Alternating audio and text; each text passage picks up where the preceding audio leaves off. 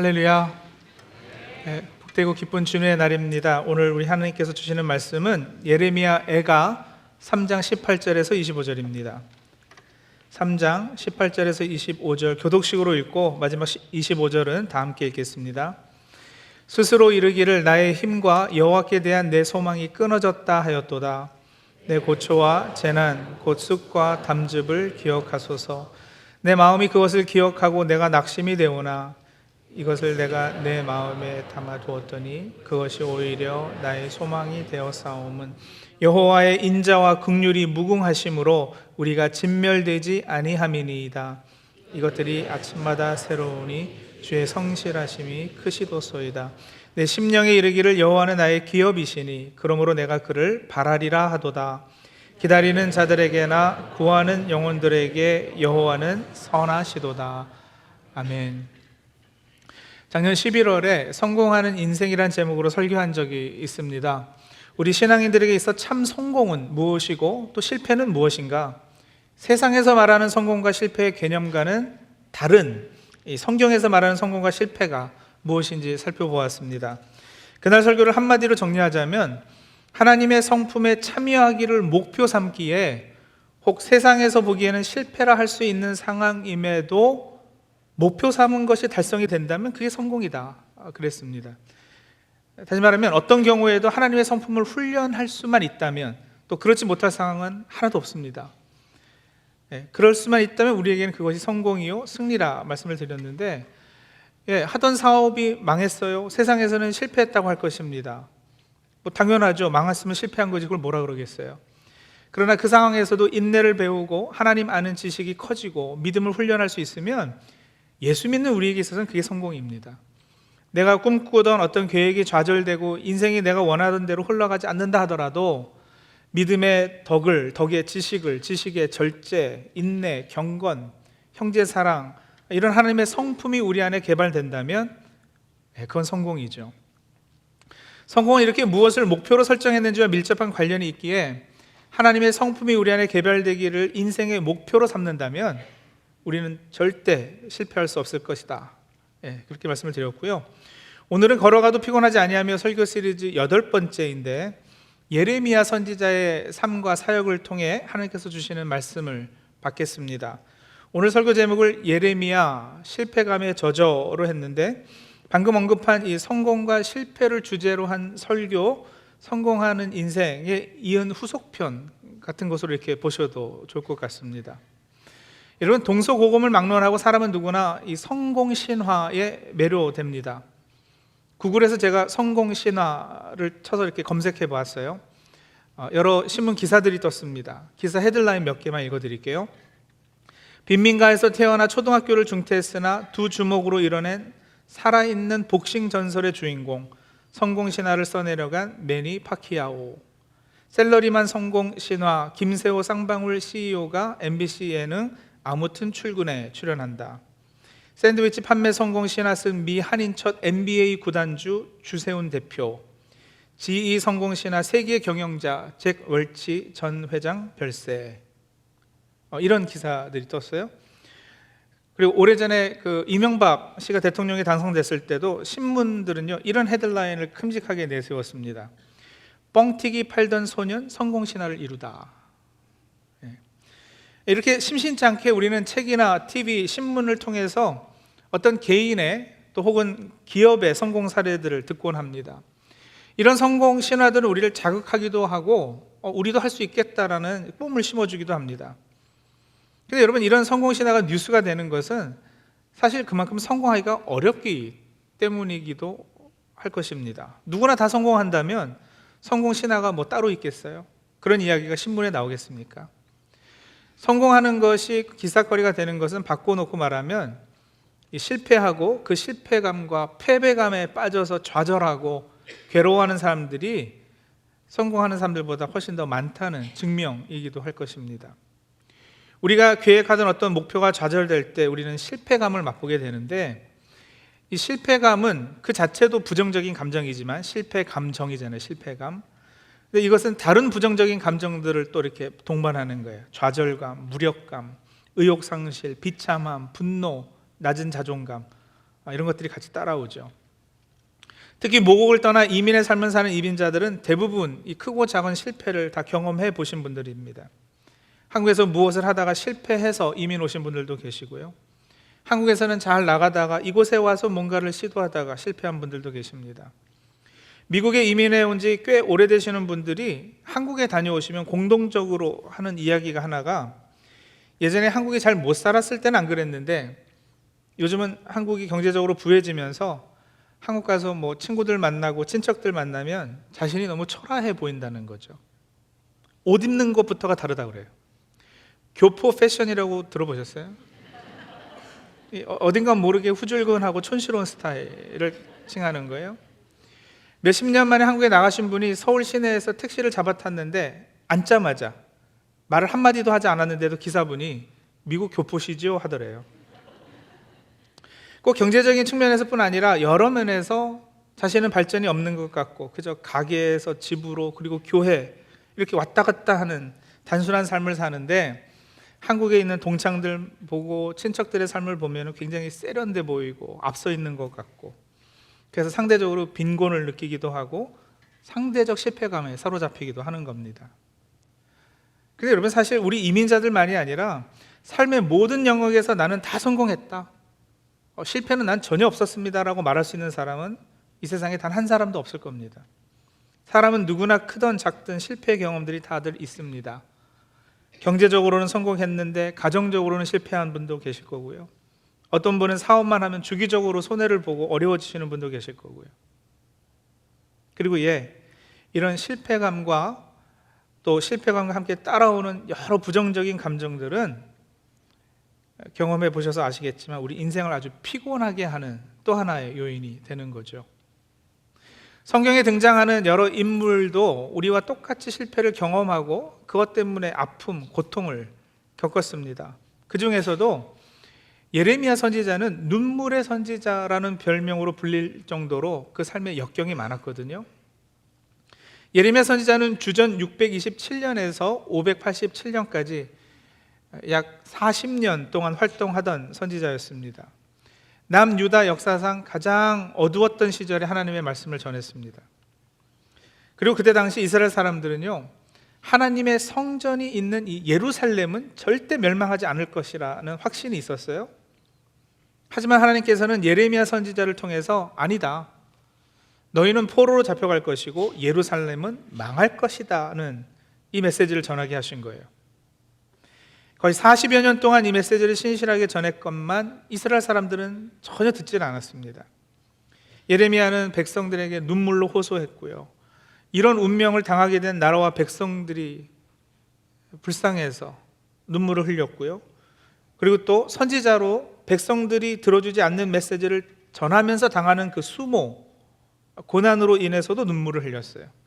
그래서 예레미야는 눈물의 선지자라 이렇게 불리는 거예요. 예레미야서를 1장부터 쭉 살펴보면 예레미야의 사역을 정리해 볼 때 그의 사역은 적어도 여러분, 우리 인간의 눈으로 보아서는 절대 성공적이지 않았습니다. 예레미야서 7장 27절에 하나님께서 예레미야에게 이렇게 말씀하시거든요. 네가 그들에게 이 모든 말을 할지라도 그들이 너에게 순종하지 아니할 것이요 네가 그들을 불러도 그들이 내게 대답지 아니하리라.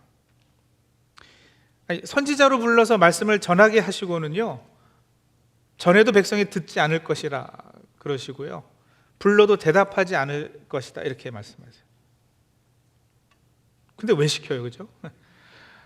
선지자 요즘 말로 하면은 뭐 목사라고 할게요. 여러분, 목사의 가장 우선 사역은 말씀을 전하는 것인데, 목사가 말씀을 이렇게 설교해도 사람들이 전혀 듣지도 않고 반응하지도 않는다?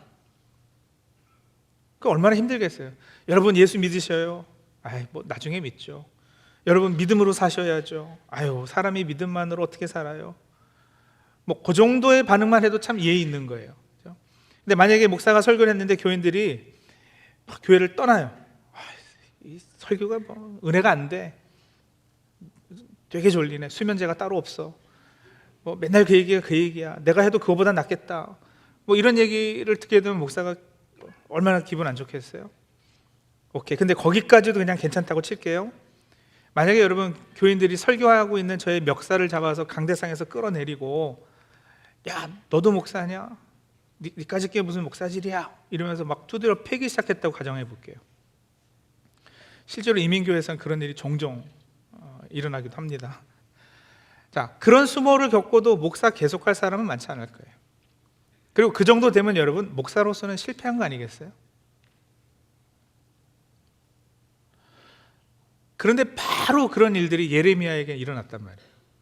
제가 성경 구절들 몇 개 이렇게 읽어드릴게요. 예레미야서 18장 18절입니다. 그들이 말하기를 오라 우리가 꾀를 내어 예레미야를 치자. 오라 우리가 혀로 그를 치고 그의 어떤 말에도 주의하지 말자 하나이다. 아니, 사람들이 작당을 해서 예레미야 설교 안 듣겠다고, 그리고 혀로 그를 치고, 그러니까 뒤에서 없는 말들 만들어내고 수군대자, 그런 거 아니겠어요? 20장 2절이요. 이에 바스올이 선지자 예레미야를 때리고 여호와의 집 베냐민 문 위층에 목에 씌우는 나무 고랑으로 채워두었더니, 37장 15절. 고관들이 노여워하여 예레미야를 때려서 서기관 요나단 집에 가두었으니, 38장 6절. 그들이 예레미야를 끌어다가 감옥 뜰에 있는 왕의 아들 말기야의 구덩이에 던져 넣을 때에 예레미야를 줄로 달아 내렸는데 그 구덩이에는 물이 없고 진창뿐이므로 예레미야가 진창 속에 빠졌더라. 그냥 저는 몇 구절만 이렇게 빼서 읽어드린 거예요. 이게 다가 아니에요, 여러분. 시간 있을 때 예레미야서를, 이 예레미야가 당했던 어떤 수모를 중점으로 한번 읽어보시죠. 엄청납니다. 뭐 얻어맞고 옥에 갇히고 이거는 정말 별것도 아니에요. 그가 당한 수치, 핍박 엄청났죠. 근데 그러면서도 계속 선지자 활동하는 예레미야가 참 놀랍기는 해요. 자, 보세요. 인간의 눈으로 보기엔 여러분 인기도 없죠. 조롱당하고 따돌림 당하죠. 말씀을 전했는데도 오히려 매맞고 사람들은 분노하고, 그럼 예레미야 사역은 실패한 것으로 보이잖아요. 선지자니까 뭐 그래도 잘 견뎠겠지, 이렇게 쉽게 생각할 것이 아니에요. 이 실패감으로 예레미야도 엄청 아파하고 그 아픔을 싸잡고 뒹굴고 괴로워하고 하나님께 원망하고 따지고 또 눈물로 밤을 지새우고 그랬어요. 오늘 우리가 읽은 성경 본문은 예레미야서가 아니고 예레미야 애가예요. 애가.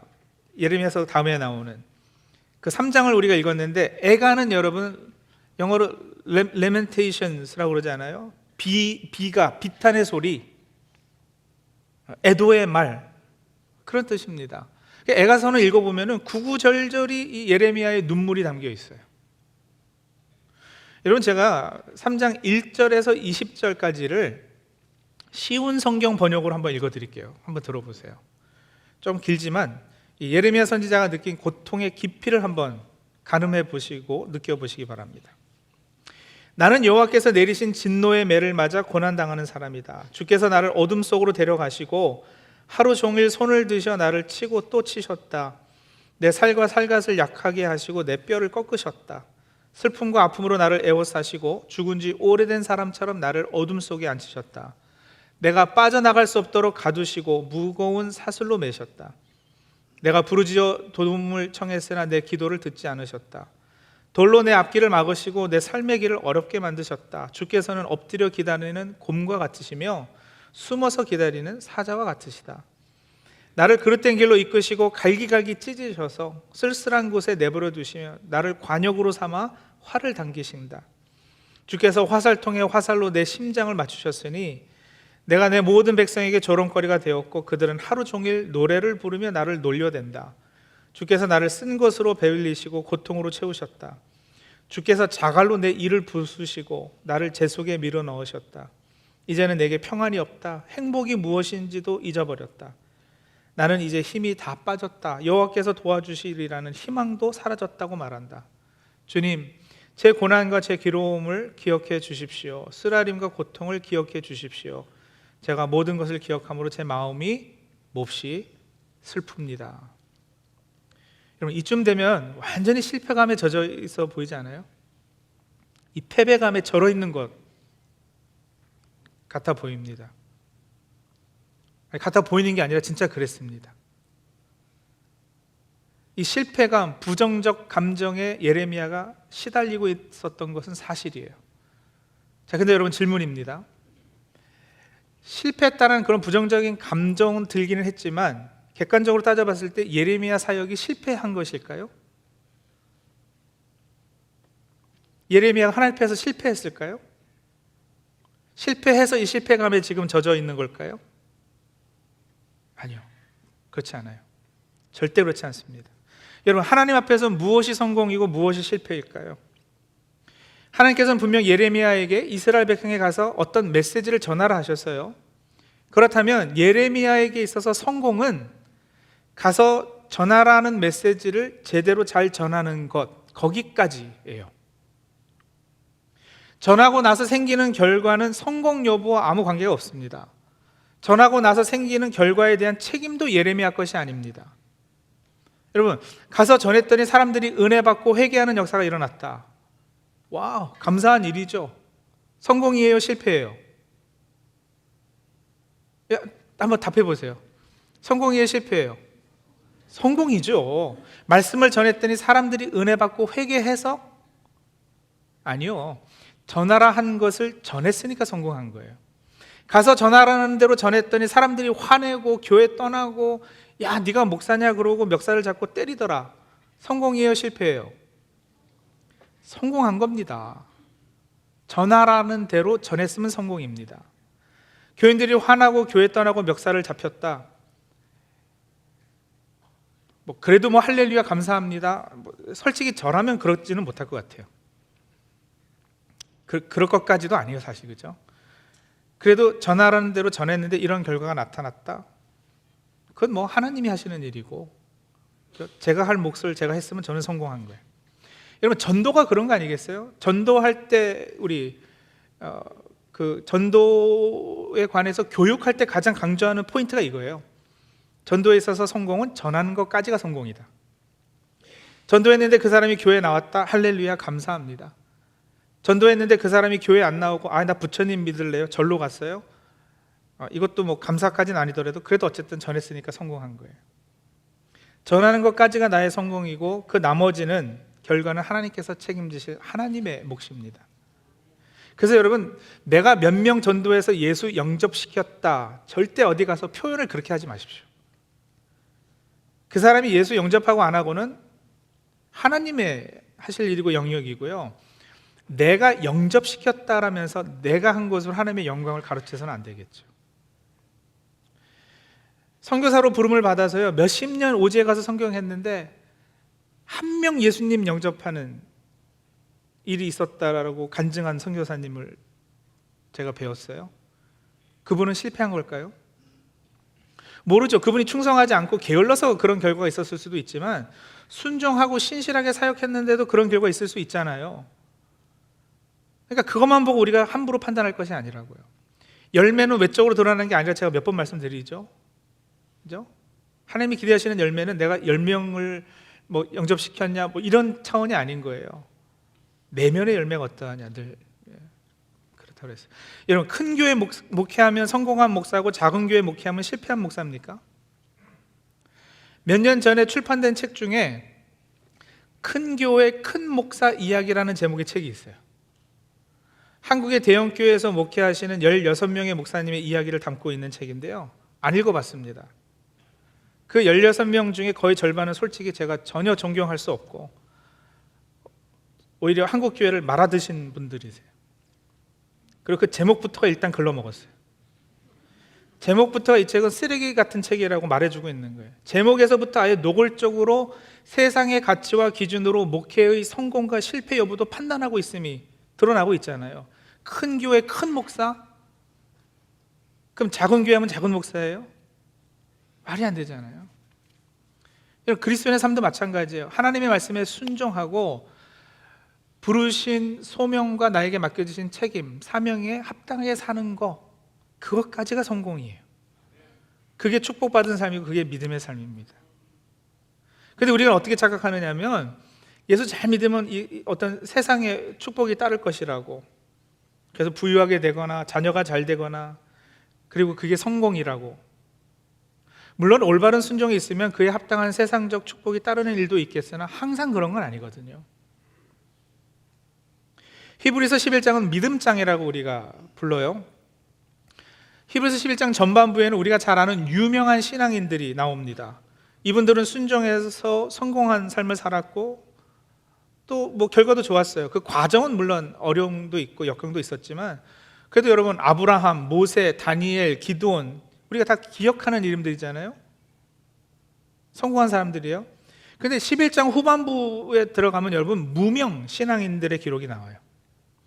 이 사람들 역시 순종하고 하나님 앞에서는 성공한 삶을 산 사람들이에요. 순종이 성공이니까요.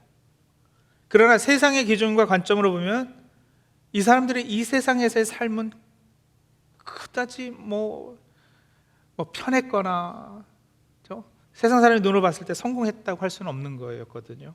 히브리서 11장 36절 38절이요. 또 어떤 이들은 조롱과 채찍뿐 아니라 결박과 옥에 갇히는 시련도 받았으며 돌로 치는 것과 톱으로 켜는 것과 시험과 칼로 죽임을 당하고 양과 염소의 가죽을 입고 유리하여 궁핍과 환난과 학대를 받았으니 이런 사람은 세상이 감당치 못하느니라. 그들이 광야와 산과 동굴과 토굴에 유리하였느니라. 평생 산중에 토굴에 유리하는 삶, 조롱과 핍박받고 돌로 얻어맞고 톱으로 쓸려서 반으로 잘려 죽고 가난하게 양과 염소의 가죽을 입고 사는 이런 삶이 성공이다? 말할 수 있겠어요? 근데 여러분, 우리는 이분들 이름도 모르지만 성경은 어떻게 평가하고 있어요? 세상에 감당치 못한 사람들이었다 이러잖아요. 하나님께서는 이들을 기억하지 않으시겠습니까? 이 사람들이 히브리서 11장 믿음장에 기록된 믿음의 조상의 반열에 선 사람들이에요. 성공한 사람들. 우리 기껏해야 이 땅에서 70년, 80년 혹은 조금 더 산다 해도 90년, 100년 살다 떠날 사람들입니다. 100년이요? 긴 것 같아도 영원하고 비길 수 있겠어요? 하나님 앞에서 성공하는 삶이어야 되지 않겠느냐고요. 그러면 영원히 성공하는 건데, 세상의 기준에서 말하는 성공해봐야 기껏해야 100년이라고요. 그것도 쉽지 않지만 우리 사랑하는 성도님들은 성공하는 인생을 살고 계십니까? 아니면 나는 실패했다고 어떤 패배감에 빠져 계십니까? 여러분, 우리는 이미 십자가의 보혈로 값주고 사신받은 사람들입니다. 그런 우리들 삶 가운데 과연 무엇이 성공이고 무엇이 실패일까요? 인생을 살아가면 누구나 다 성공을 기대하며 성공을 위한 계획을 세우시겠죠. 근데 오늘 질문해 보세요. 내가 세운 그 성공 계획이 진정한 하나님 앞에서의 성공을 계획하는 것일까? 그래, 아예 여러분 표현부터를 바꾸면 어떨까 싶어요. 성공을 위한 계획이 아니라, 성공 계획이 아니라 순종 계획으로 바꾸시면 어떨까요? 순종하고 그 결과가 혹 부자 되는 거면 감사하죠. 근데 혹 그게 가난이어도 감사해요. 순종하고 그 결과가 세상적 개념의 형통이어도 감사, 불통이어도 감사. 순종하고 그 결과가 장미꽃이어도 감사하지만 장미가시여도 감사한 거예요. 순종하는 것까지가 성공이면, 그리고 순종의 결과는 하나님의 몫이라면 여러분, 우리는 성공할 수 있어요.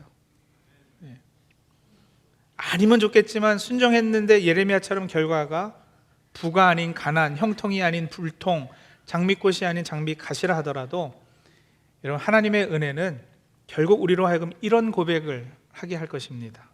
어떤 고백이요? 예레미야 애가 3장 20절까지를 조금 전에 읽어드렸잖아요. 이어지는 20절, 21절서부터는 여러분 엄청난 반전이 일어나요. 20절이 어떻게 끝났느냐면 내 마음이 그것을 기억하고 내가 낙심이 되오나 이랬어요. 그렇죠?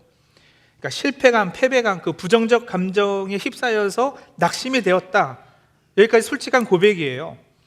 세 번역은 울적한 마음을 가눌 길이 없다 이렇게 번역했는데, 그러나, 그죠? 낙심이 되오나, 그게 끝이 아니고요. 그러나 21절 반전 시작이에요. 이것을 내가 내 마음에 담아 두었더니 그것이 오히려 나의 소망이 되었사오며. 세 번역이요. 그러나 마음속으로 곰곰이 생각하며 오히려 희망을 가지는 것은. 한나가 기도 전과 기도 후에 상황과 형편은 바뀐 것이 없었어도 기도 가운데 하나님의 섭리를 깨닫게 되고 하나님의 성품을 알게 되니까 한낱 자신이 바뀌고 세상을 바라보는 관점이 바뀌었던 것처럼 예레미야도요, 자신이 느끼는 실패의 감정이 거짓이었음을 깨달았어요. 여러분, 실패하지 않았는데 실패감에 젖어 있었잖아요. 뭔가 앞뒤가 안 맞는 거예요. 그래서 마음속으로 곰곰이 생각해 보니 그럴 이유가 없거든요. 실패하지 않았는데 왜 내가 실패감에 젖어서 이렇게 낙심하고 있는가? 그럴 이유가 없는 거예요. 20절에 그것을 기억하고 낙심이 되었지만 그랬고요, 21절에 이것을 내가 속으로 곰곰이 생각해 보니 그랬어요. 20절에 그것, 21절에 이것, 이게 같은 것이에요. 예레미야 경우도 어떤 상황은 변하지 않았지만 그래서 관점이 변한 거예요. 자신이 낙심하고 절망할 이유가 없었어요. 전하라는 말씀을 그대로 전한 것의 결과는 하나님의 몫이에요. 나는 나에게 주어진 일에 순종함으로 성공하면 되는 거예요. 하나님은 하나님의 일을 하실 거고요, 그분의 일을 내가 다 이해하고 동의하지는 못한다 하더라도 더 높고 더 깊고 더 넓은 차원에서 하나님은 최선을 만들어내는 분이십니다. 그렇게 이 사실과 감정이 서로 이게 매치가 안 되는, 그러므로 이 감정은 거짓된 감정이라는 걸 깨닫고, 그리고 하나님이 어떤 분이시라는 것이 다시 확인되는 가운데, 그죠? 곰곰이 생각해 보니, 중심에 회상해 보니 오히려 하면서 이어지는 22절에서 25절에 예레미야는 이렇게 하나님을 높이고 찬양하고 고백합니다. 22절에서 25절 우리 한번 한 목소리로 같이 다시 한번 읽어볼까요? 시작. 여호와의 인자와 긍휼이 무궁하심으로 우리가 진멸되지 아니함이니이다. 이것들이 아침마다 새로우니 주의 성실하심이 크도소이다. 내 심령에 이르기를 여호와는 나의 기업이시니 그러므로 내가 그를 바라리라 하도다. 기다리는 자들에게나 구하는 영혼들에게 여호와는 선하시도다. 아멘이죠. 예레미야는 실패감에 계속 젖어 있지 않았습니다. 그것에서 벗어났어요. 이런 신앙 고백이 가능했던 것이 그 증명이에요. 성도님들, 예레미야의 이 찬양과 고백이 오늘 우리 입술에 머물기를 소원합니다. 목표를 잘 세우셔야 돼요. 또 목표를 잘 세우기 위해서는 나에게 주어진 역할과 책임과 사명이 무엇인지 먼저 아셔야지 돼요. 목사로 부르심을 받아서 여러분 말씀 전하는 사명을 받았으면 그거 잘 전하는 것까지가 성공이잖아요. 목사가 그것과 상관없는 사람들에게 인정받는 거, 인기, 세상에 부를 탐하고 뭐 이런 것을 연연하다가 그것이 없다고 실패감에 젖어 있으면 그건 진짜 실패인 거예요. 자녀를 선물로 받아서 청지기 역할을 하도록 부르심을 받은 부모로서는 여러분 무엇이 성공이고 또 무엇이 실패일까? 한번 스스로 답을 내보세요. 기독교인으로서 사업을 운영하고 계시다면 어떻게 사업하는 것이 성공이고 어떻게 하는 것이 실패일까? 종업원 월급도 떼먹고 무조건 이윤만 많이 남기면, 그래서 돈 많이 벌면 성공한 거예요? 그 돈으로 11조하면 하나님 엄청 기뻐하시겠어요? 예수 믿는 사람이 장사하거나 기업을 운영하시면서는 혹 때로는 약간의 손해를 보더라도 정직과 공정과 진실성의 가치를 기준으로 그 비즈니스 운영하는 것이 성공 아닐까요? 교회에서 주어진 직분과 책임을 감당하면서는 어떻게 하는 것이 성공이고 어떻게 하는 것이 실패이겠습니까? 순종하는 것까지가 성공입니다. 순종했는데도 여전히 세상 기준으로 보아서는 실패한 것으로 보이는 상황들이 벌어지더라도 성도님들, 실패감에 젖어 낙심하지 마시고 여호와의 인자와 긍휼이 무궁하십니다. 이것들이 아침마다 새로우니 주의 성실하심이 크십니다 하는 예레미야 선지자의 고백으로 하나님을 높이고 찬양하시는 저와 성도님들이 다 되시기 바랍니다. 같이 기도하실까요?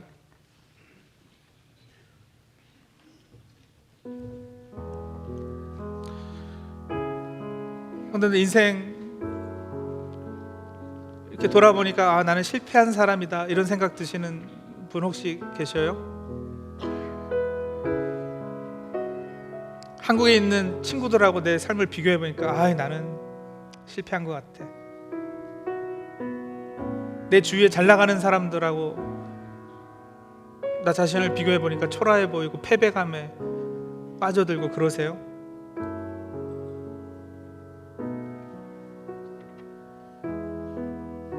근데 여러분 오늘 말씀에 비춰보니까 그거 거짓 감정인 거 아시겠습니까? 그럴 이유가 없거든요. 우리는 예수를 주로 고백하는 사람들, 우리 하나님 나라 백성들이, 우리는 성공과 실패라는 것을 세상과는 다르게 정의 내리고 있어요.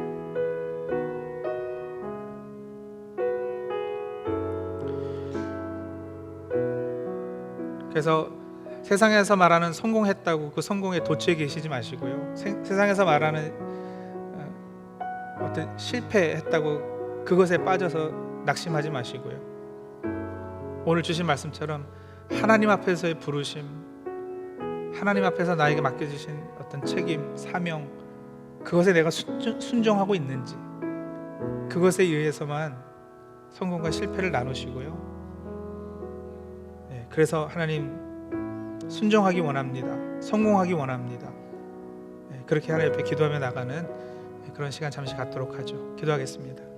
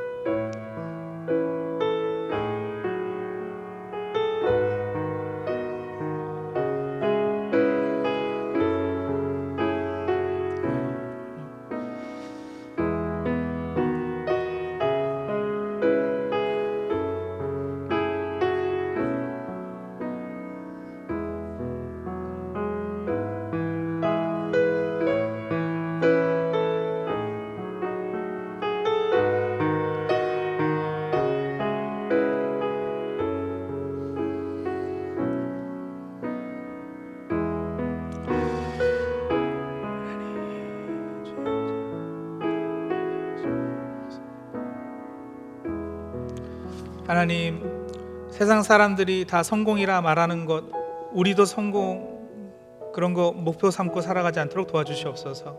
세상 사람들의 성공을 부러워하지 않게 도와주옵소서. 그래서 그것을 이루지 못했다고 하나님 거짓 실패 감정에 젖어 있지 않도록 주님 저희 도와주옵소서. 순종이 성공이라 하셨습니다.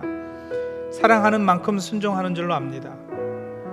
하나님 더욱 사랑하는 사람을 되게 해주시고 하나님 성품에 참여하는 것을 우리 인생의 목표 삼는 주의 백성들 다 되게 도와주시옵소서. 이미 세상을 이기고 승리하신 예수 그리스도를 따라 우리도 승리자로 설 수 있도록 주님 함께하여 주시옵소서. 예수님의 이름으로 기도합니다. 아멘.